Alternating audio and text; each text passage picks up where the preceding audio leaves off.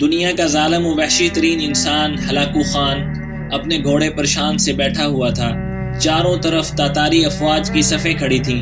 سب سے آگے Hulagu Khan کا گھوڑا تھا۔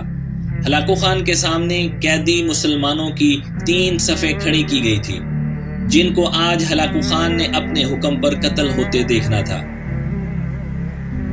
پھر وہ ظالم بولا، ان کے سر قلم کر دو، اور جلاد نے لوگوں کے سر کاٹنے شروع کر دیے۔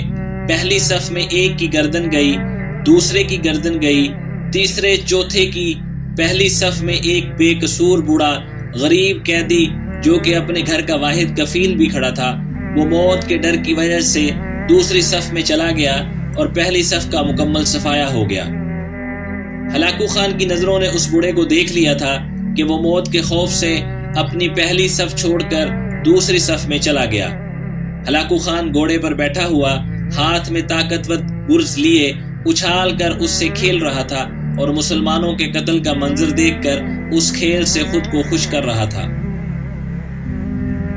جلادوں نے دوسری صف پہ تلوار کے وار شروع کیے، گردنیں آن کی آن میں گرنے لگیں۔ جلاد تلوار چلا رہے تھے اور خون کے فوارے اچھل اچھل کر زمین پر گر رہے تھے۔ اس بوڑھے بابا نے جب دیکھا کہ دوسری صف کے لوگوں کی گردنیں کٹ کر اس کی باری بہت جلد آنے والی ہے، تو وہ بھاگ کر تیسری صف میں کھڑا ہو گیا۔ ہلاکو خان کی نظریں بوڑھے پر جمی ہوئی تھیں کہ اب تو تیسری صف آخری ہے، اس کے بعد یہ کہاں چھپنے کی کوشش کرے گا؟ اس بے وقوف بڈھے کو میری تلوار سے کون بچا سکتا ہے؟ میں نے لاکھوں انسان مار دیے تو یہ کب تک بچے گا؟ تیسری صف پر جلادوں کی تلوار بجلی بن کر گر رہی تھی۔ ہلاکو خان کی نظریں مسلسل اس بوڑھے پہ تھیں کہ کیسے وہ بے چین ہو کر موت کی وجہ سے بے قرار ہے۔ تیسری صف کے انسانوں کی گردنیں گر رہی تھی۔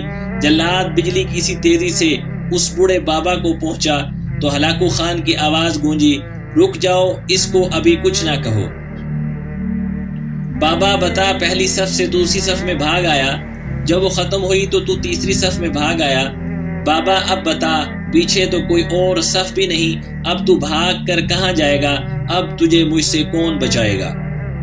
اس بوڑھے نے آسمان کی طرف دیکھا اور کہا، میں نے پہلی صف کو اس لیے چھوڑا کہ شاید میں دوسری میں بچ جاؤں، لیکن موت وہاں بھی پہنچی۔ پھر میں دوسری صف کو چھوڑ دیا کہ شاید تیسری میں بچ جاؤں۔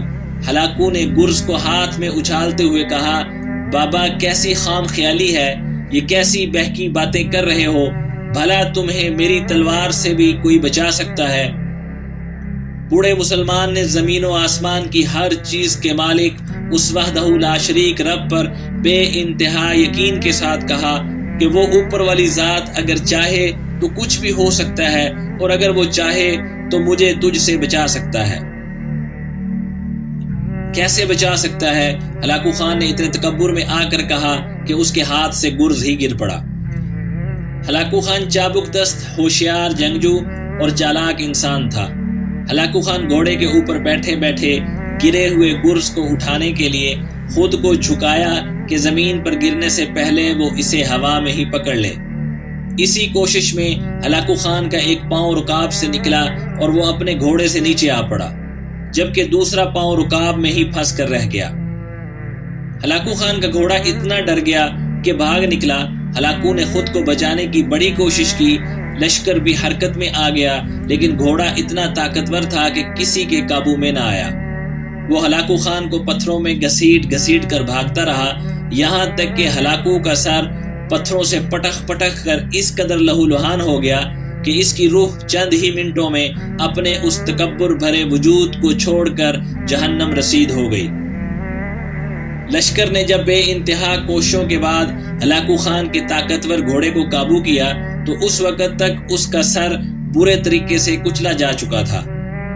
ہلاکو کا لشکر اس بوڑھے بزرگ سے اتنا خوفزدہ ہو گیا کہ لشکر نے اسے جان بوجھ کر نظر انداز کر دیا، اور وہ بابا بڑے آرام و سکون سے پیدل ہی اپنے گھر کی طرف چل پڑا۔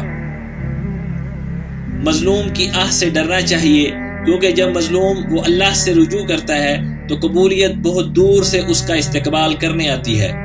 اللہ تعالیٰ تمام مظلوموں کی داد رسی فرمائے اور ظالموں کی پکڑ فرمائے۔